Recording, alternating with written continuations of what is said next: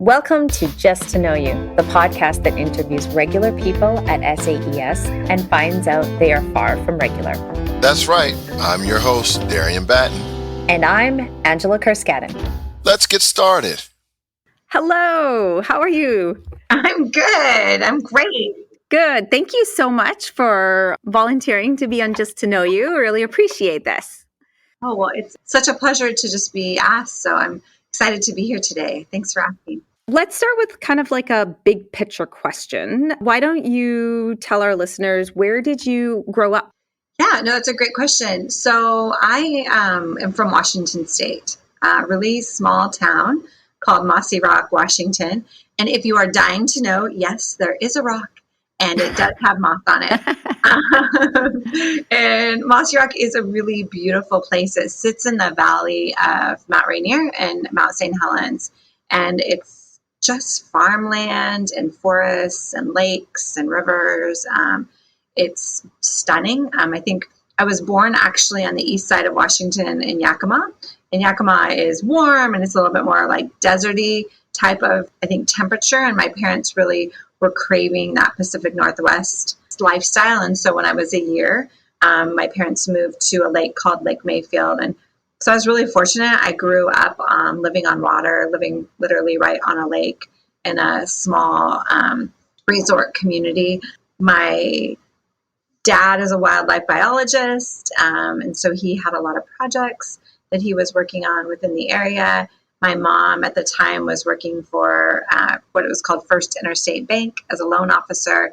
So my parents had to commute. They, had about a 45-minute to an hour commute, but they wanted that so that we could live in the outdoors, in nature, and just that was really important to my parents. So I had 25 kids that graduated my high school class with me.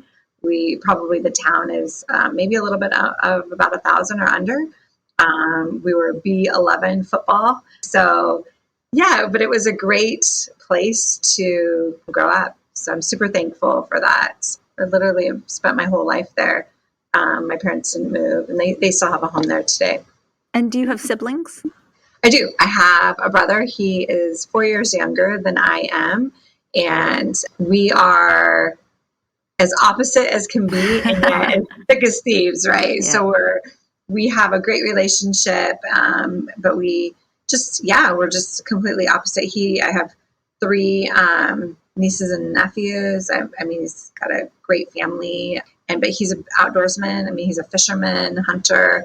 He's got bagels. He's in a really great spot to just do the things that he loves to do, which is being outside and raising his kids in nature. So it's pretty cool. So where did you go to university? There were 2 things you did in Mossy Rock where I grew up.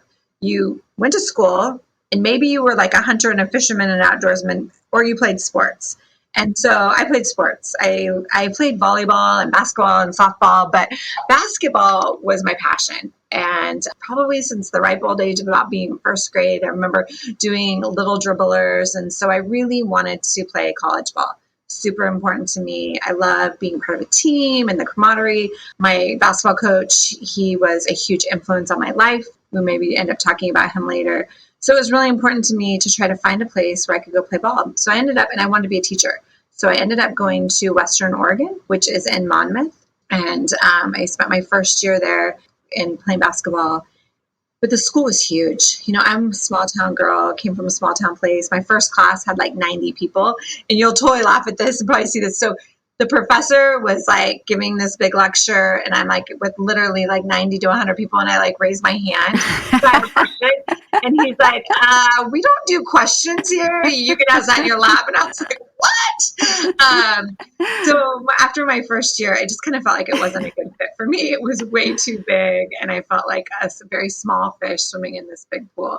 So I transferred just right down the kind of the way to Linfield, which is a small private school in McMinnville, Oregon. And I spent the remainder of my 3 years there playing ball and then getting my degree in education. I love McMinnville because you're close to Portland, you're close to the mountains, you're close to the Oregon coast. And so it's like really just this great place to not only study and stuff, but also just enjoy the outdoors. And so that's, I was there for 4 years and enjoyed it, or 3 years. And then, but Oregon, Monmouth and Linfield are pretty close in proximity.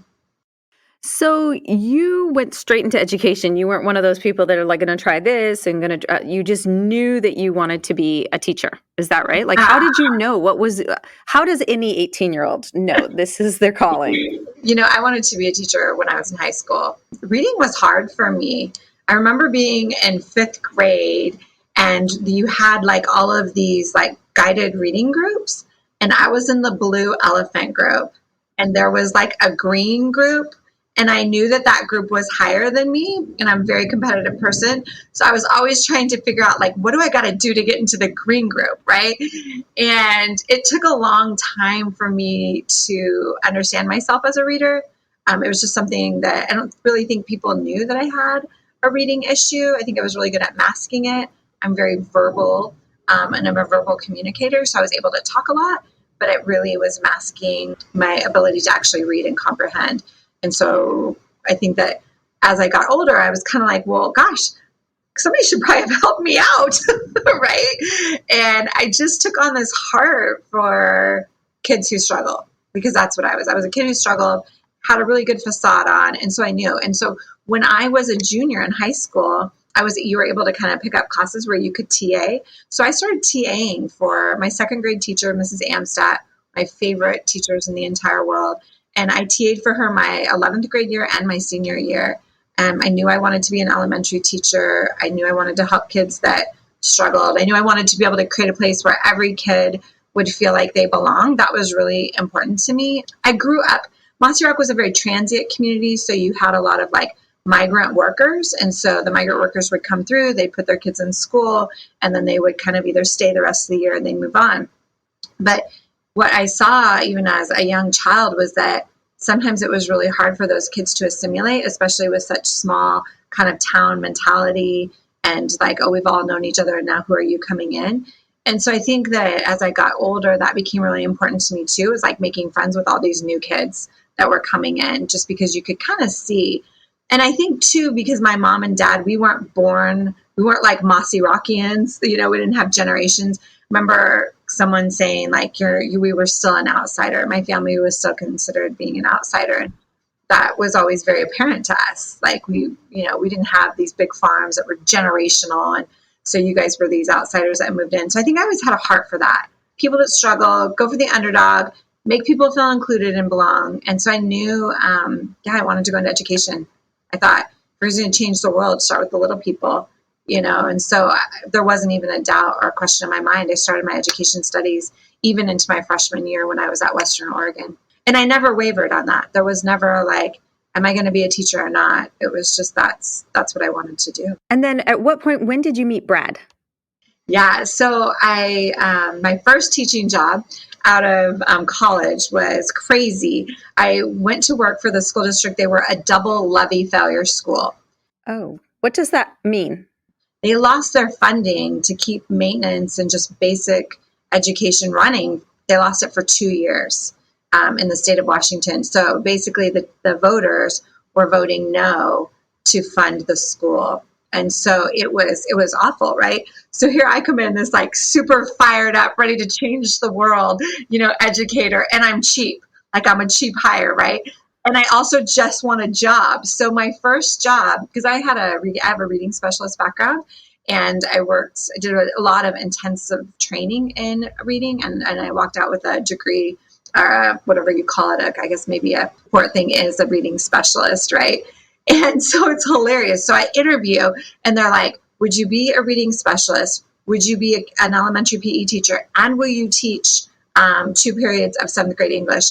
And I was like, yeah, this sounds awesome, right? Because they knew they could only get someone like me. And then I was hired as the girls' head basketball coach. So, I'm 22 years old, and I'm like running an entire reading specialist program. I'm the main PE teacher, and then I would drive down the hill, and I would teach 2 periods of 7th grade English, and then I was the head basketball coach, and I loved it. But it wasn't sustainable. So after a year, I had received an opportunity to go to another school that was really prestigious basketball program. They already had a program that was built. And so I had to interview for the teaching job there. So I interviewed for a 3rd grade teaching job. And I got that job, and then they hired me as the head girls basketball coach. And that was just such an amazing opportunity because I had a whole program from all the way from being a varsity coach to running a middle school program and being able to hire. So that's where I met Brad. And the first day I met Brad, and you're going to laugh at this because I'm like walking, we have this meeting, it's with all the coaches. I'm like super fired up. It's like my first day. And I like come in as a hot ball of mess, right? I've got my bag and I got papers and binders. I'm like ready to get to business. Well, I was like an hour late for the meeting. I had got the time wrong, right? I walk in, everybody's there, and I'm like, hello.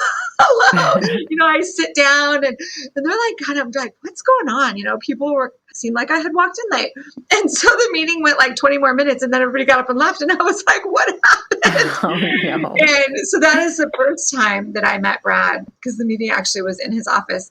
So 2 days later, he comes down to my classroom and he brings me this binder. He's like, hey. What is Brad's position at this point? He's teaching high school AP. Oh, okay. Right. So he's in the high school. I'm in the elementary. He's the boys' head basketball coach. And he's also the cross country coach as well. Okay. Right. So I was there when it happened. And so he comes over to the elementary and he brings me this binder and he says, I just want to share with you my parent binder, my game plan binder. And I was like looking at him and I was like, who are you? I'm like, well, I got a binder too. I'm like going through my boxes, trying to find a binder.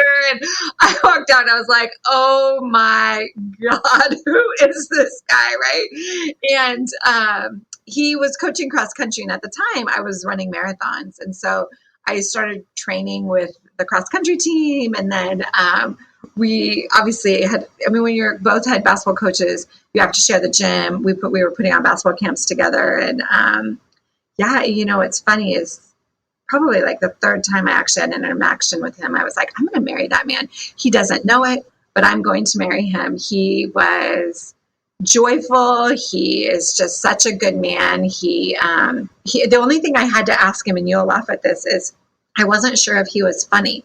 And I really like to laugh. So one of the days I walked in, and it's like maybe the fifth time I walked in, I said, hey, I got a question for you. And he's like, yeah. I said, are you funny? And he looked at me and he's like, what kind of question is that? I said, well, I just kind of got to know. Like, are you a funny person? Are you not a funny person? Like, are you like rah, rah? I'm just trying to figure out, And he's like, no, I'm funny. And I was like, oh, I'm not sure if you're a funny person. But he is hilarious. He has like a really dry sense of humor. And I love to laugh. And Brad we will be celebrating 20 years in August. And he has brought 20 years of laughter. And what's funny is that I love comedy, right? Like when I was in college, I would love to go to like stand-up comedy routines and stuff like that. I was like, oh, maybe I could be a comedian someday. Like that's how much I love laughter. And my kids, I was like, Mom, you are not funny. You're not funny. I'm like, I'm so funny. And that's how much like I love to laugh. I grew up laughing. I grew up with crazy uncles and cousins. And so that's like really important to me. But we always laugh a little bit about that was like one of my main questions, like, are you funny? And so I met Brad that year. And, I think by June we were engaged. We never really dated, and we were married in August. How long did you date for? Maybe like a month, maybe 2 months officially. I mean, we really, I spent the whole year. We just knew. I mean, literally. I mean, there wasn't any point for us to wait. It was just this amazing connection and teamwork, and we complement each other. I mean, everything that I am not, he is, and the other way around. And we weren't going to do this like, let's date forever. And so we got engaged in June. I was like, let's just get married, and I didn't need a big fancy wedding. And we got married outside, and our whole basketball team helped put us on the wedding. I mean, my class was in the wedding. I mean, we had like 600 people at our wedding. Most of them were kids, and it was everything that we were, right? It was the perfect example of community, children, family. It was just absolutely blissful. And Brendan, who was not planned, was born a year later to the date, on the day we got engaged. We got engaged on June 5th. 1 year later, Brendan was born on that day. And that's kind of been how our lives have been a little bit, a whirlwind of joy and craziness. And so we met and then we stayed one more year in Tenino.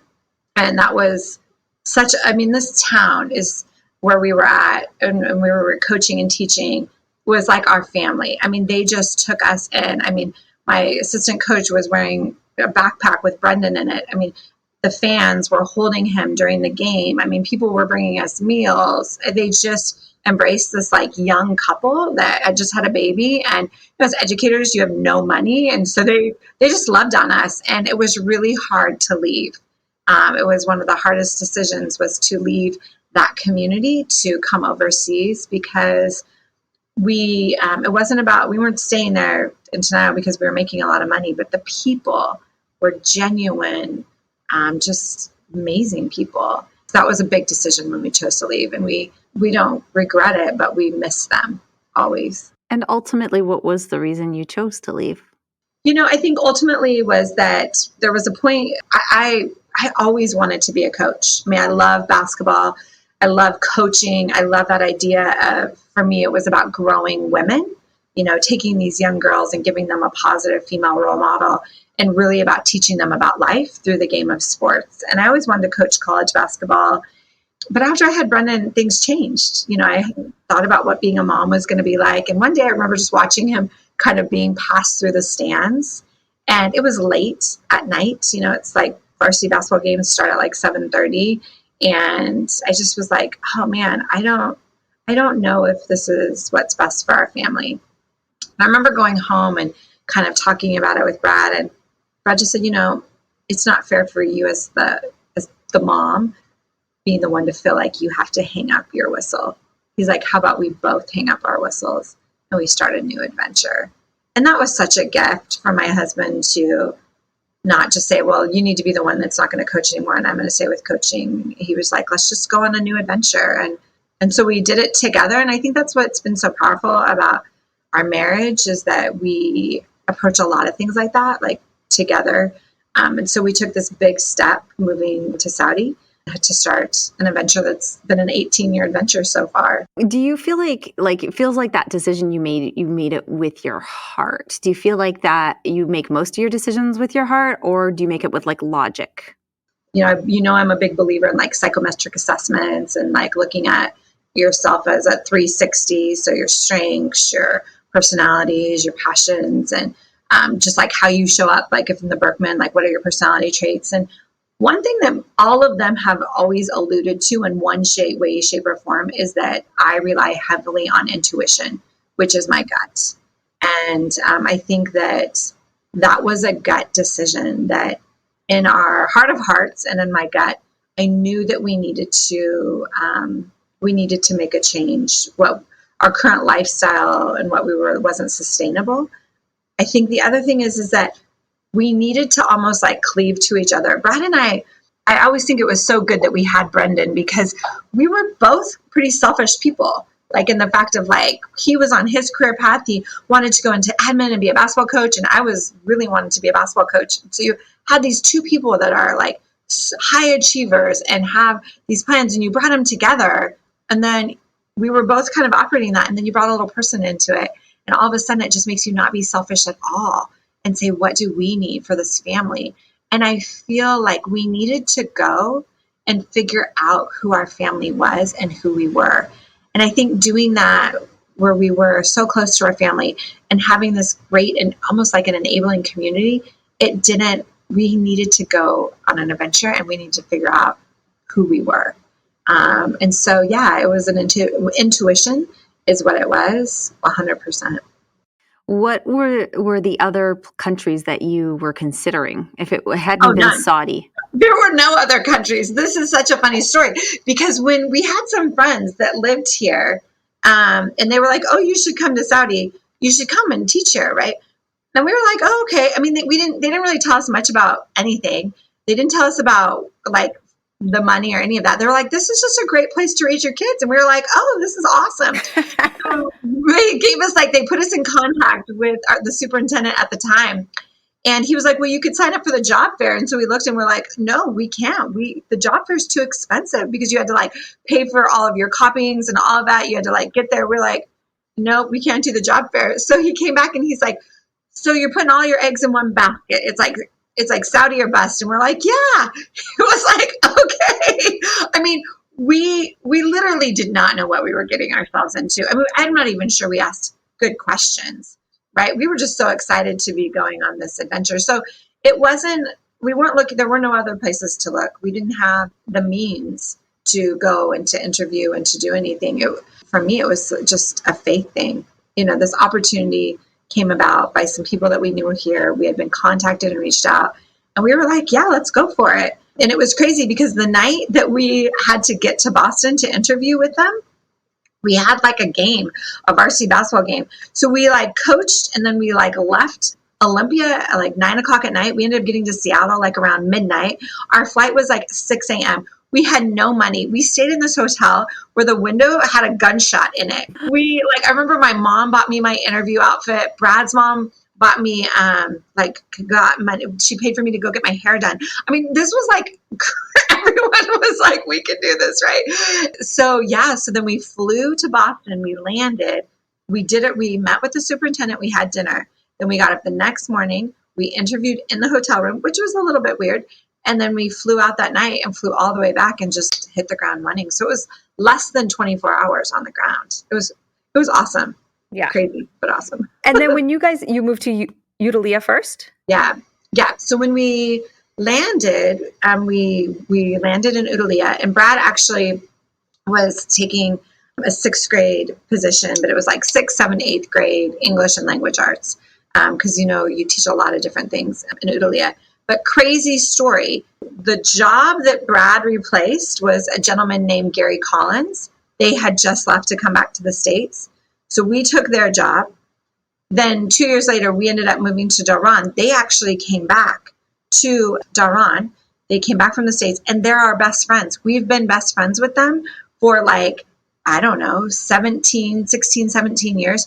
But we always laugh that if they wouldn't have left, we wouldn't have gotten the jobs to replace them. And then we ended up back in Dhahran. So it was really a magical kind of full circle. It's kind of serendipitous. Moment. Yeah. So you were only there for 2 years. Yeah, we were there for 2 years. And I didn't actually start teaching until halfway through the year because the lady that I was replacing, her husband, he was retiring. But Udalia was a great place for us to start because when you go there, you're needed, right? Like they need you. So like right away, we were like needed. We were plugged into like church. We were leading worship. We were doing kids ministry stuff.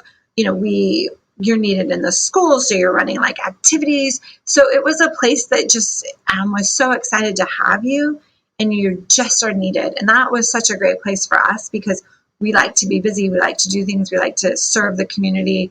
And I think that if we would have landed in Dhahran, it's such a big place. And I think that we would have gotten probably swallowed up right away and maybe not in the best way. So I'm super thankful for our time in Udalia. I think that it was exactly what we needed right in the time of our lives. You were in Dhahran and you taught kindergarten at first, is that right? Oh, so I came to Dhahran and I taught 2nd grade. Oh, okay. And then how long were you in 2nd grade? I think I taught 2nd grade for like maybe 4 years. Okay. Maybe 4 or 5 years. Yeah. And then after that, I was an instructional coach for a couple years. And then after that, I was in I taught kindergarten. And I think I taught kindergarten maybe for 4 years. Oh, okay. Yeah. And then after that, I went to the company. Yeah. So I was at, let's see, 1, 2, 3, 4, 5, 6, 7, 8, 9. I was at the Hills for, I think, 10 years. So at some point, I've got one of those years off in my teaching, but about 10 years I taught there. So what job did you take in the company?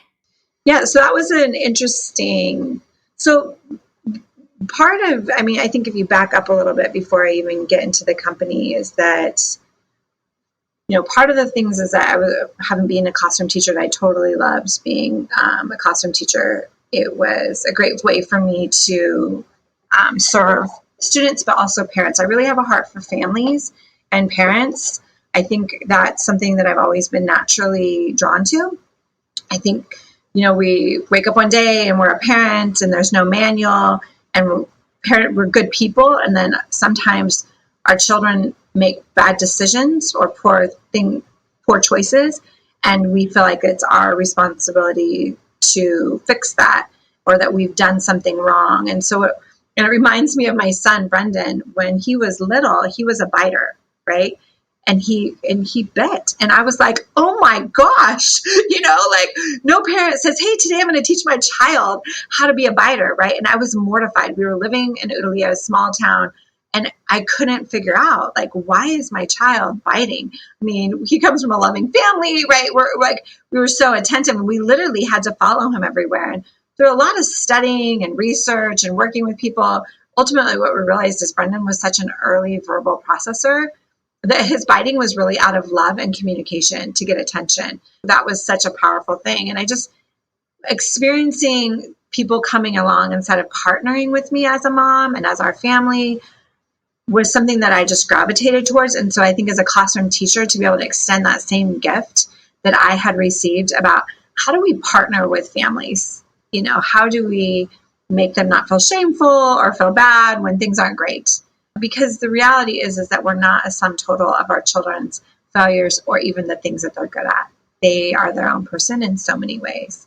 So I had been working on this for a long time. And then another part of me that I was really working on, and actually really started much before I even came into education, probably when I was in college, was just this idea of supporting women. That's always been a big thing for me. I have a really strong mom. She was a great role model. I think that I found such joy in playing basketball and coaching basketball that kind of carried on for me, moving out of like just young adolescents into more just women in general, right? And as I was navigating that path of like being a mom and a working mom and going through postpartum and coming back, and then just all of those different things that you go into, I also was experiencing like high anxiety around like perfectionism. I'm a high achiever, and I'm highly perfectionistic of myself and probably unintentionally those around me. And so I just kind of went on this personal quest, and there was a book called You Matter More Than You Think. And it led me on this whole thing around like the importance of having girlfriends, being authentic, real conversations, which led me into my work with Brene Brown around shame and vulnerability. And then we just keep going. And so at that time in my career, I had been doing like a lot of like things where I'd bring women together and we'd do book studies, a lot around Brene's work.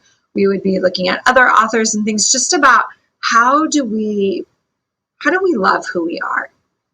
And how do we just accept who we are, and how do we own all of the messiness within us? And which even at that time led me more into like diversity, equity, and inclusion. And I was doing a lot of work around just, I think, belonging ultimately is how do we make people feel like we belong, which if you go back kind of that original story of when I was in high school, that was already something that was important to me as I was watching those students that were migrant worker families coming into our school. So I think it had already been a huge part of who I was.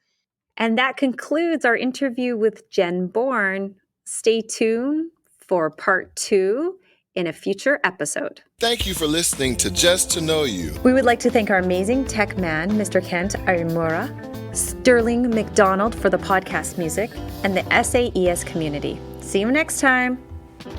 If you know anyone who you think has a great story to tell, we would love to hear about it. Please send an email to either Angela, Darian, or Kent.